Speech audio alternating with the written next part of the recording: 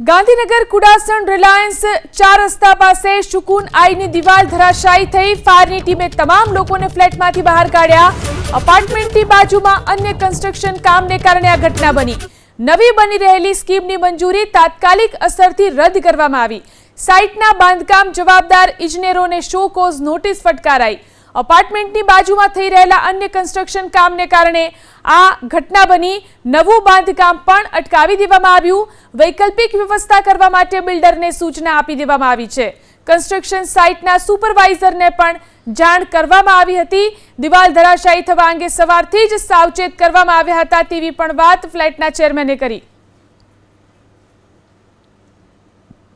ગાંધીનગરના કુડાસણ ખાતે રિલાયન્સ 4 રસ્તા ઉપર બની રહેલી નવનિર્મિત કન્સ્ટ્રક્શન સાઇટની ભેખડ તૂટી પડવાની ઘટના બની। જોકે આ ઘટનામાં કોઈ દુર્ઘટના નથી થઈ, પરંતુ જે કન્સ્ટ્રક્શન સાઇટ છે તેના સંચાલકોની એક મોટી ગેરરીતિ આખી જે ઘટના છે તેમાં સામે આવી છે। કારણ કે લગભગ 30 થી 35 ફૂટ ખોદકામ કર્યા બાદ જે આરસીસીના બીમ ભરવાના હોય, જે નિયમ હોય છે તે નિયમ ને નેવે મૂકવામાં આવ્યો છે। અને હજી અહીંયા આગળ જોઈ શકાય છે કે જે કન્સ્ટ્રક્શન સાઇટ છે તેને ખોદી નાખવામાં આવી છે, પરંતુ તેની આસપાસના કોઈ રહેણાંક વિસ્તારને સમસ્યા ન થાય તેના માટે કોઈપણ પ્રકારના બીમ છે તે અહીંયા આગળ ઊભા કરવામાં આવ્યા નથી। જે કોઈ પણ કન્સ્ટ્રક્શન સાઇટ હોય તેનો સૌથી બેઝિક નિયમ હોય છે અને તે જ અહીંયા આગળ પાળવામાં આવ્યો નથી। આ કન્સ્ટ્રક્શન સાઇટ છે તેની બાજુમાં રહેલું જે બિલ્ડિંગ છે તેના રહીશો પણ અત્યારે ભયના ઓથાર હેઠળ છે। ને આપણી સાથે અહીંયા આગળની સોસાયટીના જે પ્રમુખ છે તે આપણી સાથે છે, તેમની સાથે વાત કરવાનો પ્રયાસ કરીશું। સાહેબ, આ ઘટના બની છે, આના કારણે આપણા સોસાયટીના લોકોમાં કેટલો ભય અને કેટલો ડર અત્યારે જોવા મળી રહ્યો? અમારી સોસાયટીના લોકો આ બપોરે 12 વાગે આ એક્સિડન્ટ થયો ત્યારથી બધા નીચે છે। વડીલો, નાના બાળકો ઘરે રસોઈ બનાવેલી હતી, જમવા બી જઈ શક્યા નહીં બીકના કારણે। તો અત્યારે જસ્ટ હમણાં હાલ જમ્યા અને અત્યારે કોઈ ઘરે જવા તૈયાર નથી કે એમનો ભૂકંપ જેવો અનુભવ થઈ ગયો। આ જ્યારે દિવાલ ધસી પડી ત્યારે ભૂકંપ જેવો ઝટકો એમનો આવ્યો અને અમે આ લોકોને કહેલું કે ભાઈ તમે આ કામ કરો તો સપોર્ટિંગ વોલ કરો અને પછી ખોદકામ કરો। છતાં બી એમને કંઈ લીધું નહીં મગજ ઉપર અને કે અમે અમારી રીતના કરીશું, અમે જે કરીએ ઓકે કરીએ।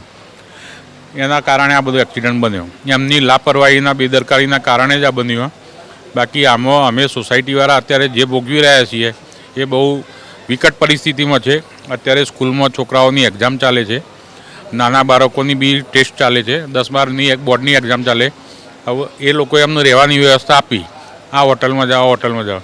સ્કૂલ બસ તો અહીંયા ગેટ આગળ જ આવવાની, એમનું મૂકવા ક્યાં જવાના, લેવા ક્યાં જવાના, બધા કન્ફ્યુઝનમાં હોય। અચ્છા, આ જે ભેખડ અહીંયા આગળ પડી, આપણા ફ્લેટના કેટલા બ્લોકને આના કારણે અસર થઈ છે? કારણ કે તમારી જે કોમન દિવાલ હતી તે પણ અહીંયા આગળ તૂટી ગયેલી જોવા મળી।